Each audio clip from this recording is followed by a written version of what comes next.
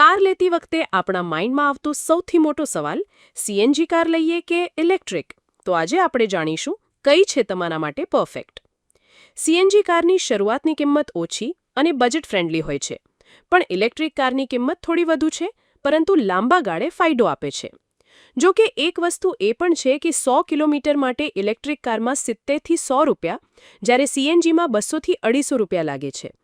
Electric કારમાં engine અને gearbox નથી, જેના કારણે ખર્ચ ઓછો થાય છે, જ્યારે સીએનજીમાં કિટ અને ટ્યુનિંગનો ખર્ચ આવે છે. સીએનજી 200 થી 300 કિલોમીટર ચાલે, સ્ટેશન દરેક જગ્યાએ છે, જ્યારે ઇલેક્ટ્રિકની રેન્જ વધુ, પણ ચાર્જિંગ સ્ટેશન ઓછા છે. તેની સામે સીએનજી ઓછું પોલ્યુશન કરે છે, પણ ઇલેક્ટ્રિક કારથી તો ઝીરો પોલ્યુશન થાય છે. તો જો તમારું બજેટ ઓછું હોય તો સીએનજી અને લાંબા ગાળે બચત અને ઇકો ફ્રેન્ડલી માટે ઇલેક્ટ્રિક કાર બેસ્ટ રહે છે. તો તમે કઈ પસંદ કરશો? કોમેન્ટમાં જણાવો. તેમજ જોતા રહો મંતવ્ય ન્યૂઝ.